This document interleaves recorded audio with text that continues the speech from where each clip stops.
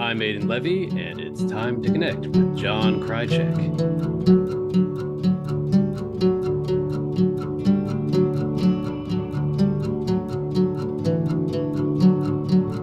Hey, Aidan Levy, thank you so much for taking the time to connect. I appreciate it. Yeah, thanks, John. Great to be here. Yeah, man. Obviously, we're here to talk about your still new book, Saxophone Colossus, and it is a colossal book. This is an amazing book, and really been enjoying it. And I want to ask you a lot of questions about it. Maybe we'll also get to your other books as well. This book on Lou Reed, bio, and then you edited this book on Patti Smith's interviews. Um, I want to also ask you, of course, what you have in the works. It's going to be a tough act to follow these three books, but we'll get to all that. Let's start, if you don't mind, with a little bit of a kind of a potted biography. Will you just give us a sense of, how you got to where you are today, maybe where you grew up, what your childhood was like, whatever strikes you here. Yeah, well, I was born in Hartford, Connecticut, and I grew up in West Hartford, Connecticut. And I was always a music lover. I started playing the saxophone when I was 9, and I lived only a few minutes from the University of Hartford, and they have a fantastic music program there through the Hart School. So I started taking lessons at the Hart School. They have a community program there, and they also have a jazz program that was started by Jackie McLean. Mhm. Uh, so one of my great regrets is that I never got to meet Jackie McLean, but we could kind of feel his presence in the town, and it was just a big jazz town. Mhm. So starting when I was about 11, I began uh, trying to learn a little bit about jazz theory through my middle school. And um, then in high school, I just kept going. I had a lot of great teachers.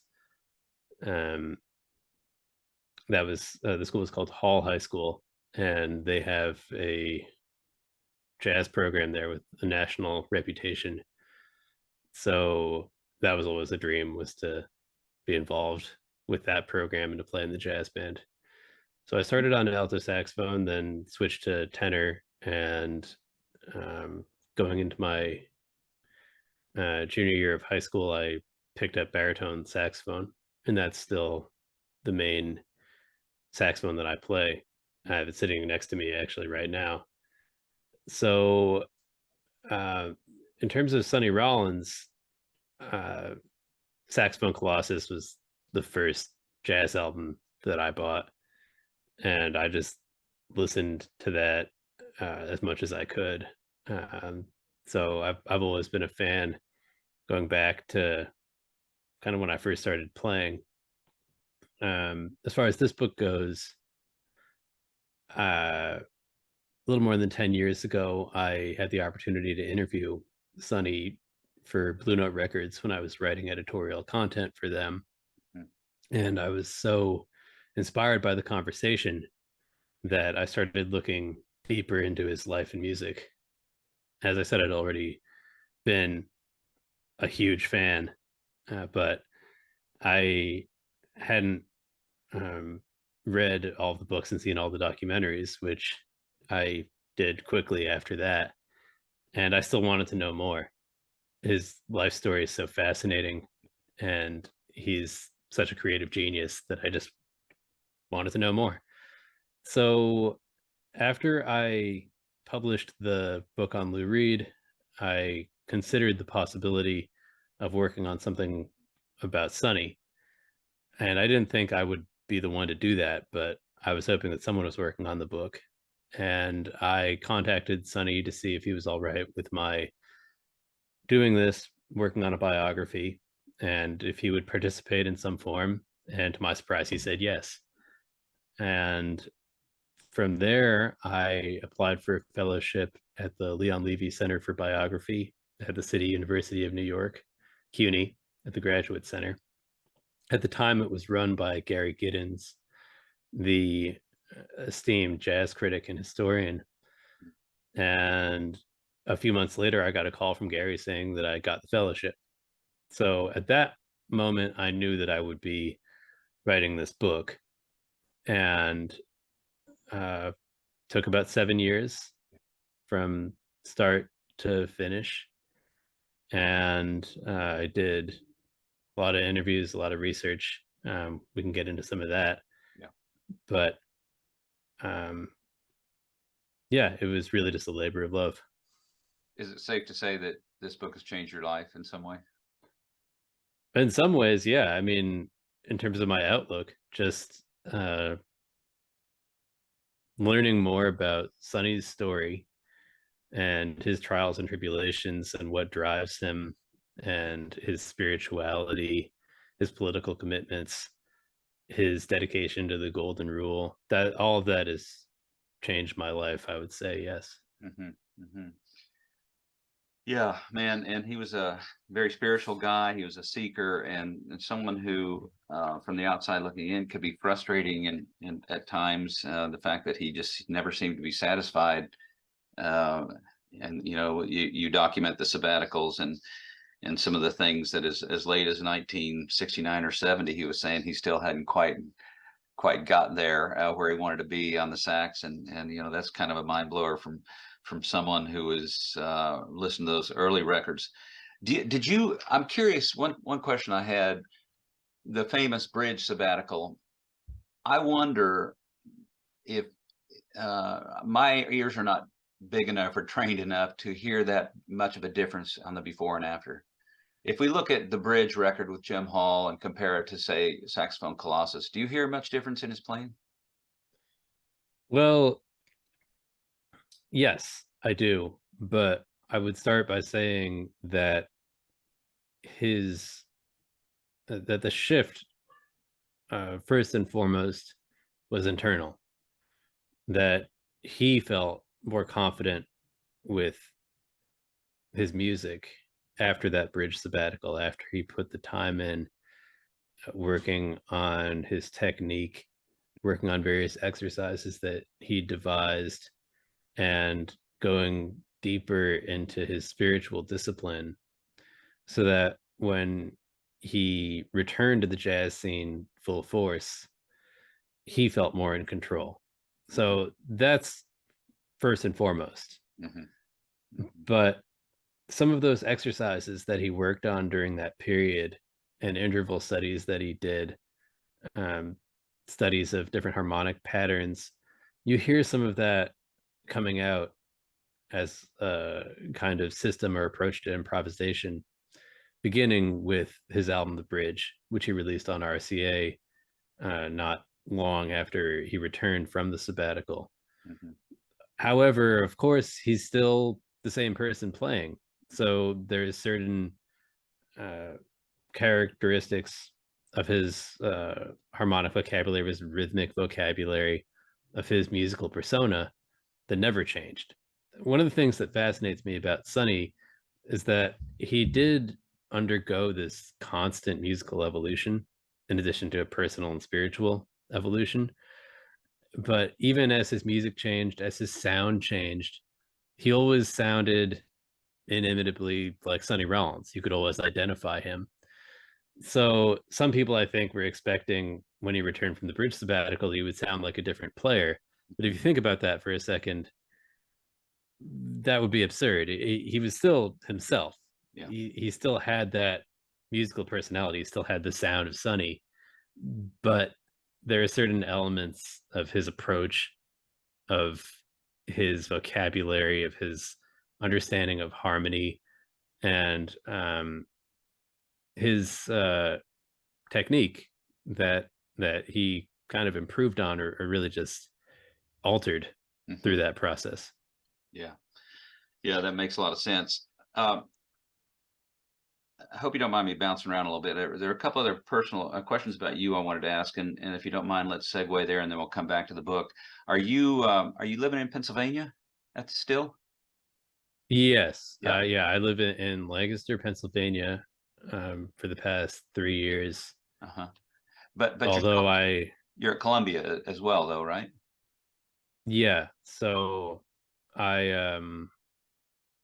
I'm teaching at Columbia University, and I was a doctoral student there for a long time, Mhm. and so I commute in for that. That's quite a commute. Did you finish the PhD there at Columbia? Yes. Yeah. What was the dissertation? My dissertation is on uh, four writers and how jazz history and jazz vocabulary, jazz rhythm shaped their approach to literary form. Hmm. Hmm. The writers are Rudolf Fischer, who's a lesser known Harlem Renaissance writer who is um, very connected to music, Anne Petrie and her novel The Street, Ralph Ellison, and in that chapter I write primarily about his unfinished second novel, and then finally Amiri Baraka and his experimental prose work, The System of Dante's Hell. Hmm. Hmm. And Sonny Rollins does appear in the dissertation, but only on a few pages, Hmm. Hmm. primarily through the chapter on Baraka, because at one point Baraka claimed that to understand the System of Dante's Hell, you need to listen to Cecil Taylor's Of What, which is a song from his album Looking Ahead, and Sonny Rollins' Oleo from Our Man in Jazz. Wow. So that's about the extent of where Sonny appears in the dissertation. Otherwise, there's no crossover. They were separate projects. Yeah. And but you're teaching now at Columbia. Are you teaching writing? Are you teaching literature? Or what are you teaching exactly? Um, so right now, I'm teaching a class called Jazz Fictions, Nice. which uh, is a literature class, but it's entirely about the relationship between jazz and literature. Okay. And some of the writers for my dissertation are there. Actually, I think they're all represented there, but there are quite a few more writers. Ishmael Reed and Mumbo Jumbo is on the syllabus there, and we look at Toni Morrison, Gail Jones, and some other literary figures whose work has been inextricably linked to the jazz tradition. Is the New York thing, because I mean we look at Lou Reed and Patti Smith and then your dissertation and then the book on Sonny, there seems to be a consistent New York thing going on there. Is that just because it's sort of the jazz capital of at least the Western world, or is there some other reason that you seem pretty focused on New York? In part, I do think it's important, especially for nonfiction, that writers connect to the place, to the setting of their work, Hmm. and that they spend some time there. Obviously, it would be difficult for me to visit all the places that are mentioned in this book on Sonny Rollins because he went all over the world. Yeah. I went to as many places as I could. Nice. COVID made some travel impossible. I was really hoping to go to Japan, for instance, and haven't made it yet, but maybe eventually because there's going to be a Japanese translation of the book Nice. sometime in the next few years. But I just think that place-based biography is extremely important to the craft. Mhm. So I think that has shaped my decisions about what subjects to cover. But also, I'm just fans of all three of them. So Mhm. uh, they happen to be New York artists as well. Yeah. But I was living in New York for uh, about a dozen years before I moved to Pennsylvania. So since I was living there, um, it made sense to focus on New York artists. Sure. Do you and as you commute into New York from Pennsylvania, which must not be easy, do you also get out and see much music these days? Are you playing at all? Are you I don't know the extent of your your own musical life? I knew you played sax, but I didn't know you were still playing. Are you playing out at all yourself, and are you going out to see much live music? Yeah, I do get out to see as much as I can. It's been more difficult the past few years because I have two young children, Ah, but they like music too. So we went to see a concert last night in Lancaster here. They have a summer music series at a park called Longs Park. So hmm, we always go to that. And last night it was a group called uh, the David Wax Museum. yep, I know them. And Yeah, I connected with them, I guess, probably more than a decade ago in New York, and also their reed player, Alex Spiegelman. So it was nice to see that concert. nice. Not too long before that, I was in Philadelphia and I saw the groundbreaking trio Fieldwork at a relatively new club in Philly called Solar Myth. And that's, I was just blown away by that club. Mm, Um, so yeah, that's just a great venue. yeah. And then in New York, I try to see as much as I can. As far as what I've been doing, I guess most recently, I played a show with my sister, whose name is Allegra Levy, and she's a jazz vocalist and songwriter. And she also has a young child, and she turned her attention to children's music after her daughter was born. And just recently, she released a children's album, and I play baritone on it. And I've also played a couple shows um, as part of that release. So Beautiful. I'm And still playing. I'll include the links in the show notes to this interview. If you want to give me some link to that record so people can check it out, I'll definitely include that. Yeah, Did you? that record's called "Songs for You and Me" by Allegra Levy. Okay, So it's children's music, but if you have kids and you're out there watching this, you might check it out. Um, right on. Did you consider trying to make a life as a musician? um, a long time ago, I did in high school. I thought about that as a possibility, but I always also had a passion for writing and for literature, Mm, and I was a journalist. So I, at one point, wanted to go to a music conservatory, but I decided to go to a liberal arts college instead, and I was an English major. Although mm. I was always playing music, always studying music. Um, I played in a funk band for all of college, and that was a great experience. Mhm. Uh, but yeah, I at some point during college, I realized that maybe I could connect my writing life and my musical life. So I Mhm. started writing about music, and um, that just kind of clicked for me. So when I got out of college, I started freelance writing for the Village Voice and JazzTimes, some other publications. Um, so I thought about um, a life in music, but ultimately the path kind of led to where I am today. Mhm. I also had a career in film production for a long time, doing props and set dressing on film and TV shows in New York City. Mhm. What writer or writers would you say influenced your decision to want to be a writer?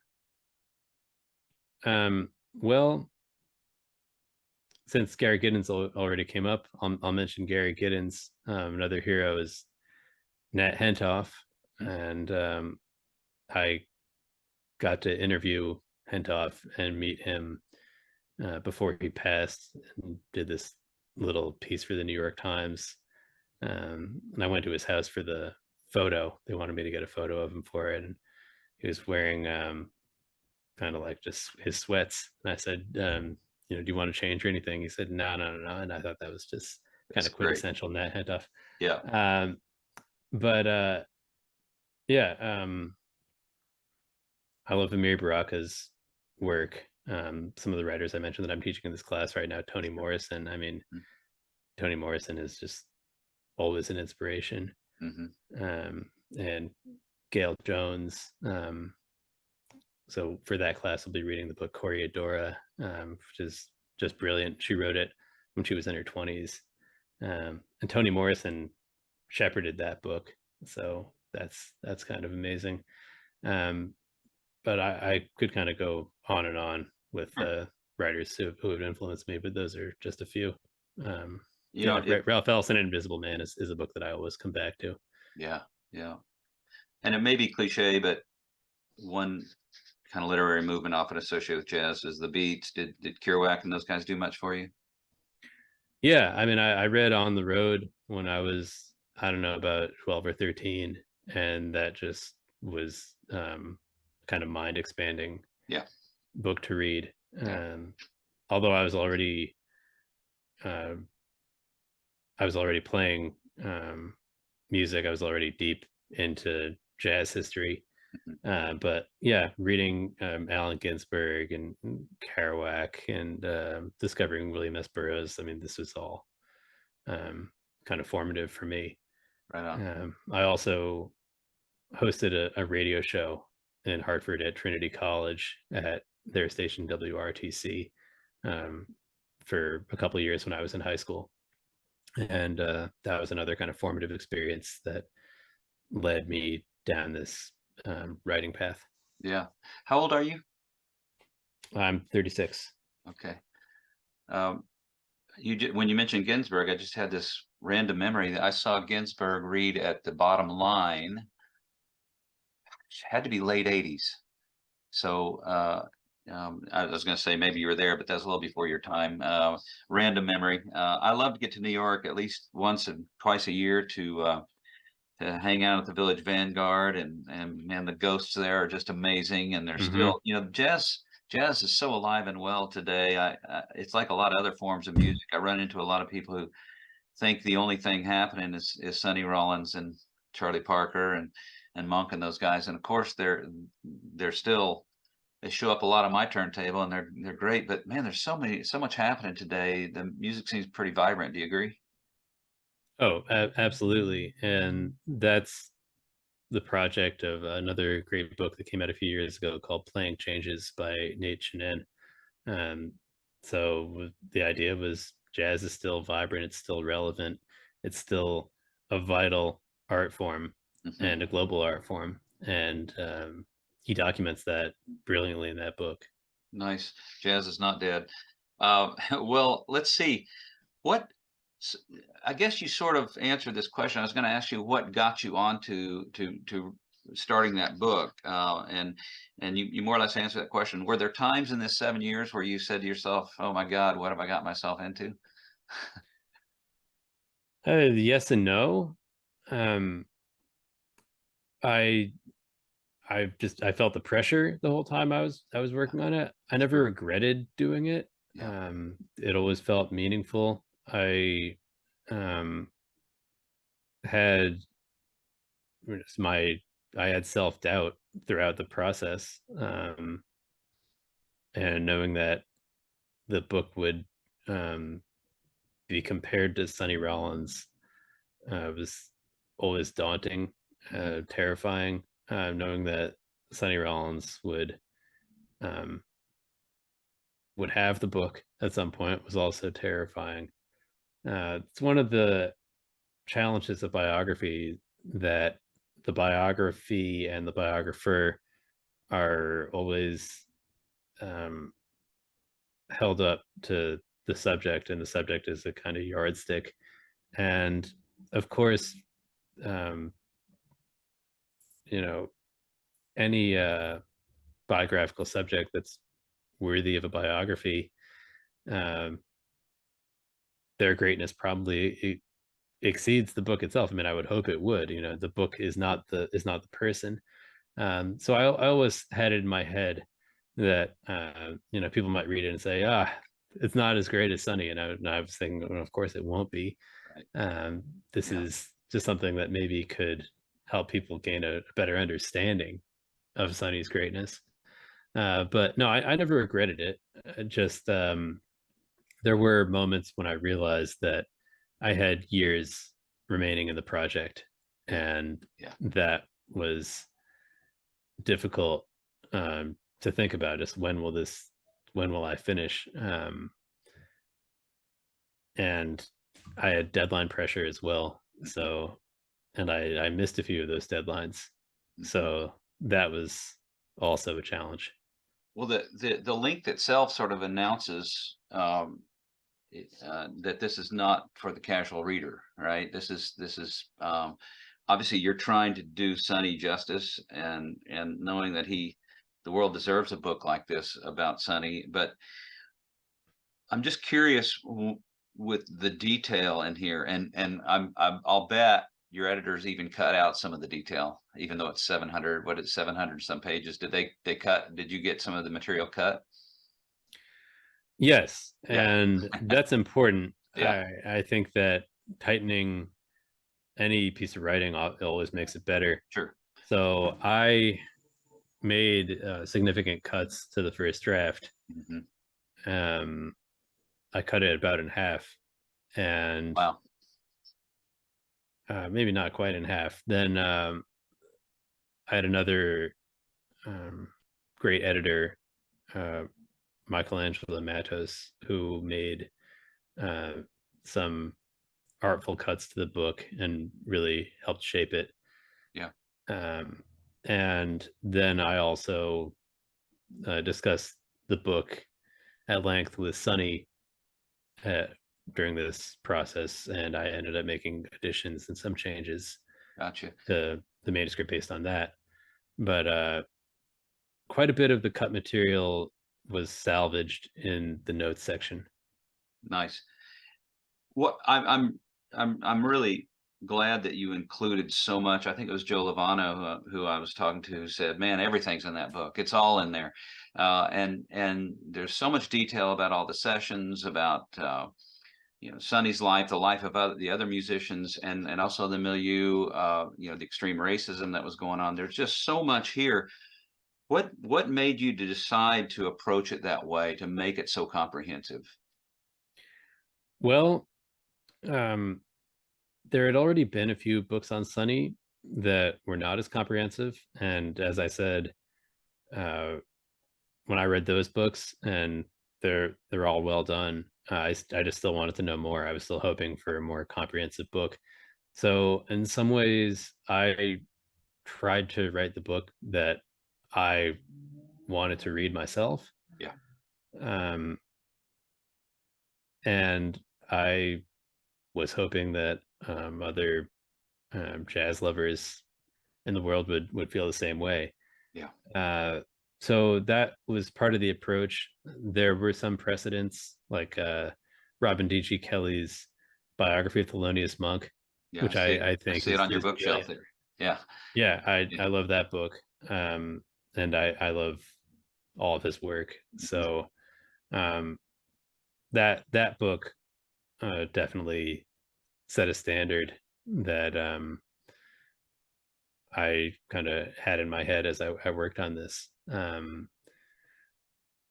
Not that I thought I could meet the standard, but it definitely shaped my ideas. Mhm. In addition to that, uh, the fellowship I did at the Leon Levy Center at CUNY, there's no relation, by the way. Um, that kind of helped. That contributed to my ideas on the form of this book. Yeah. Um, I was in conversation throughout the process with my friend Heather Clark, who wrote a brilliant biography of Sylvia Plath called Red Comet. And that's also a kind of a doorstop biography. Um, so I knew that it wouldn't be for everybody, Mhm. but I felt that Sunny deserved the thick spine, Yeah. and um, that kind of monument to just a great life. I think is important. I knew that there had been so many um, doorstop biographies of political figures, artists, thinkers, athletes, and there aren't that many on jazz musicians.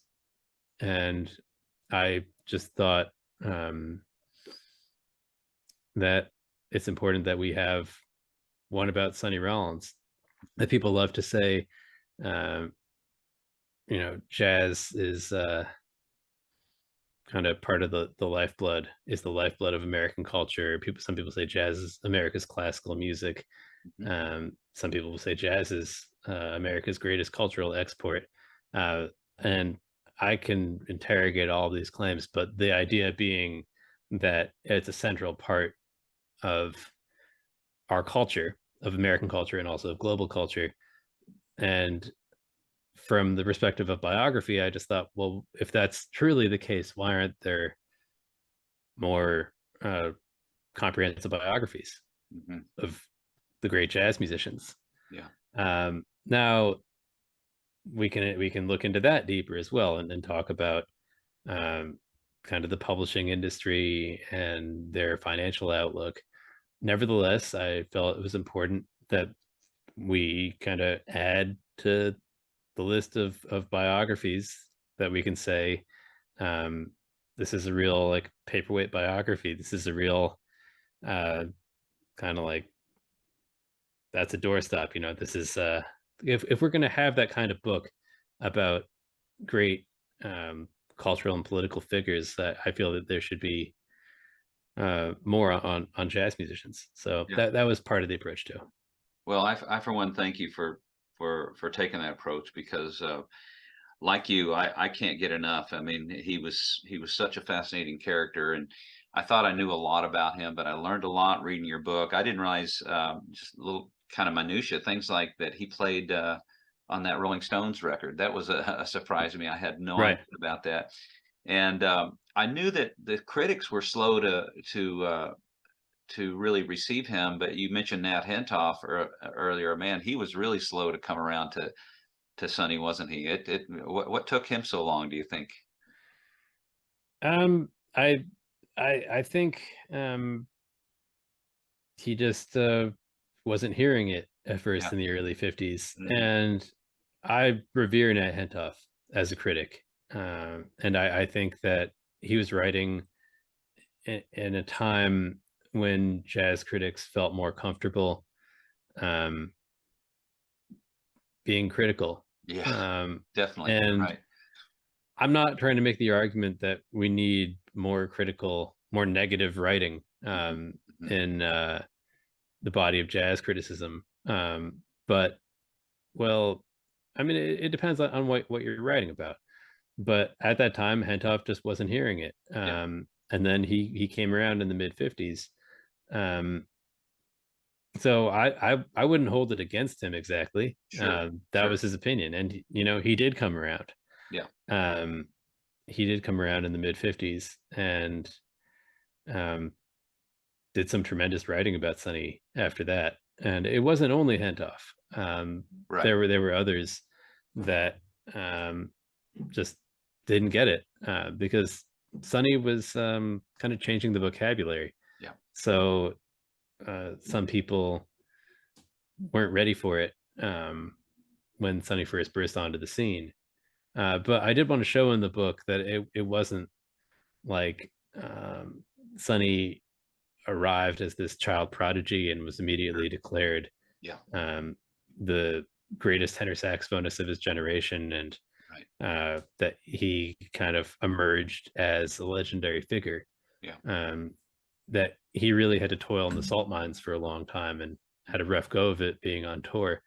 People hear about the Clifford Brown Max Roach Quintet, and well, we think of that group as one of the classic groups now, but they had a rough time being on tour for a while. I mean, it wasn't like they were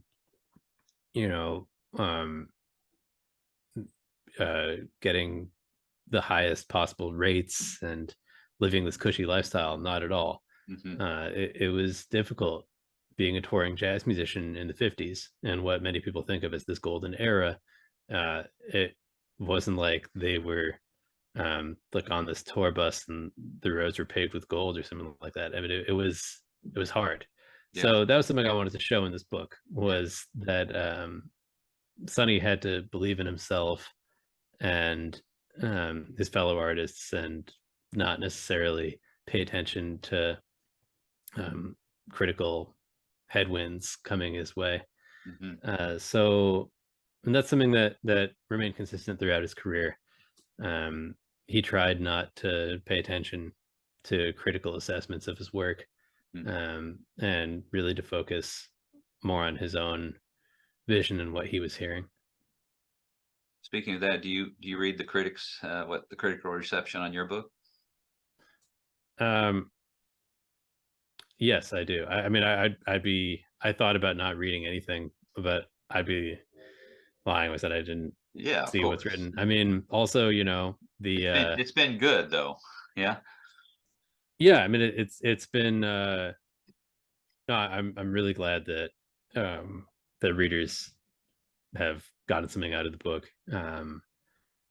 That was gratifying, because it did feel like I was taking a risk, Mhm. especially with the length.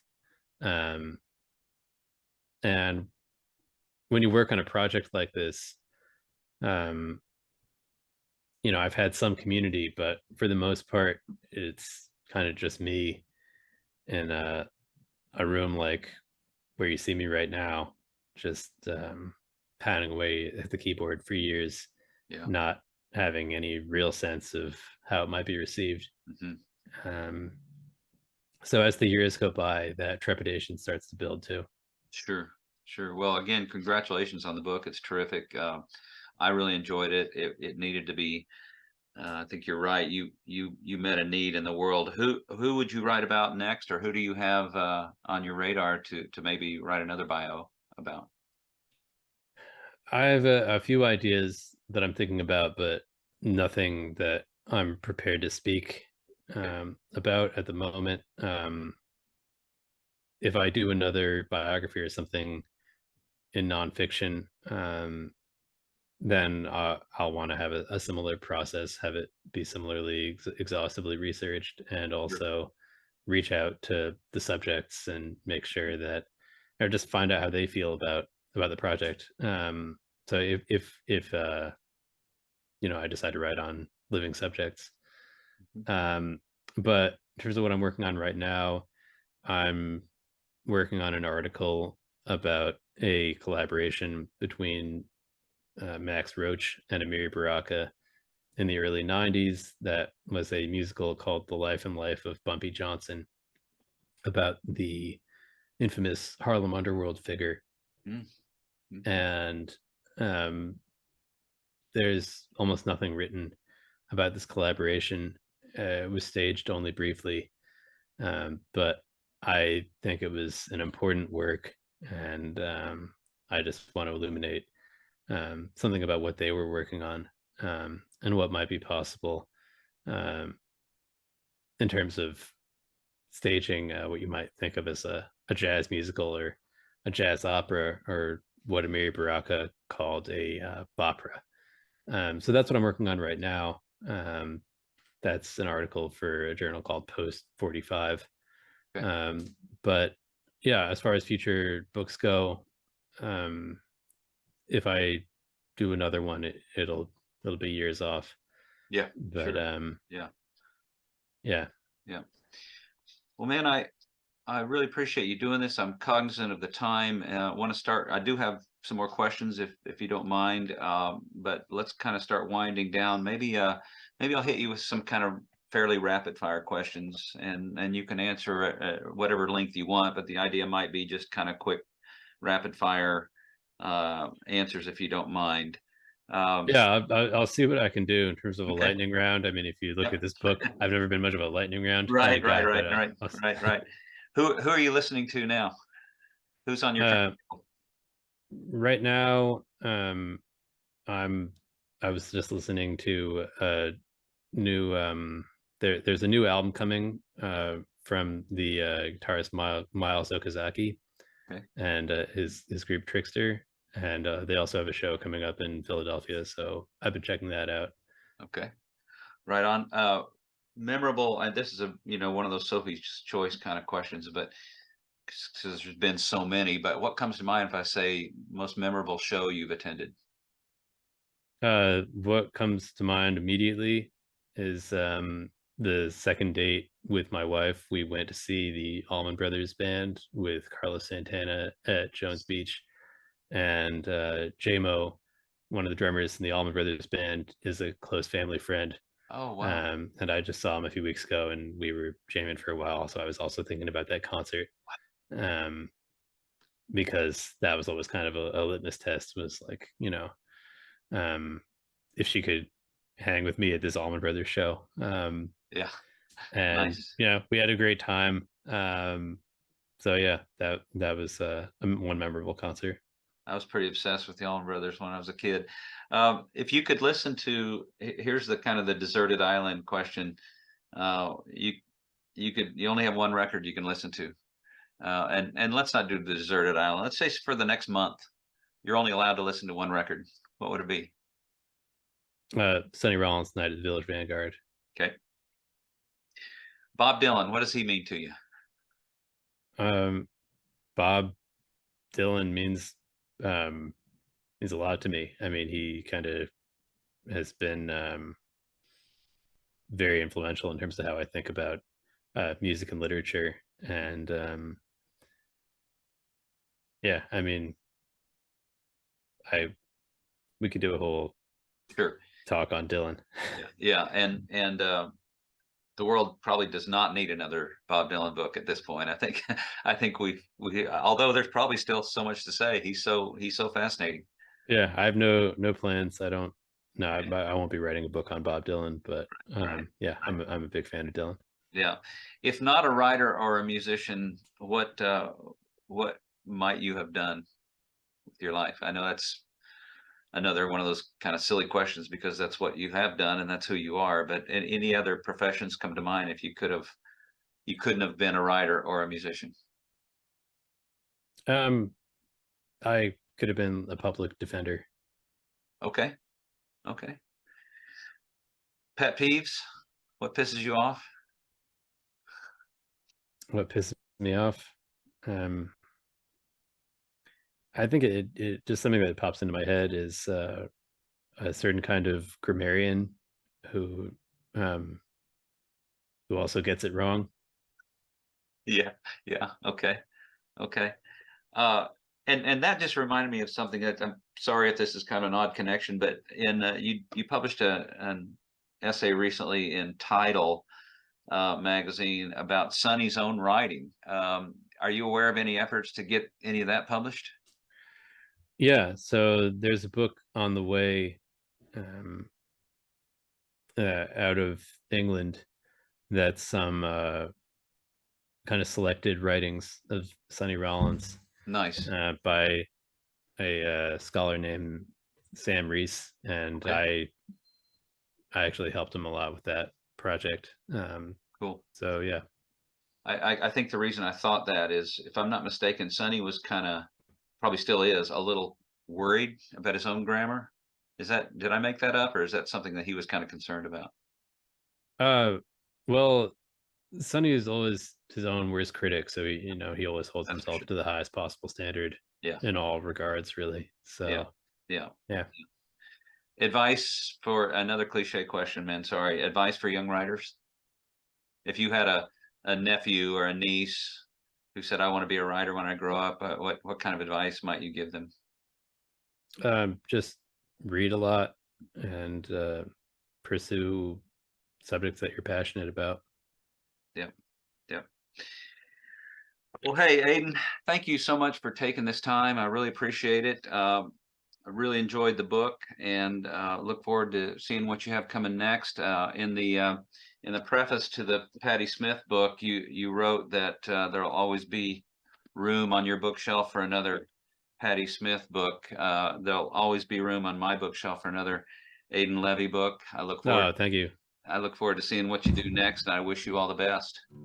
Yeah, likewise. Thanks for having me. This was a lot of fun. Appreciate it, man. Take care. Okay, bye. Bye bye.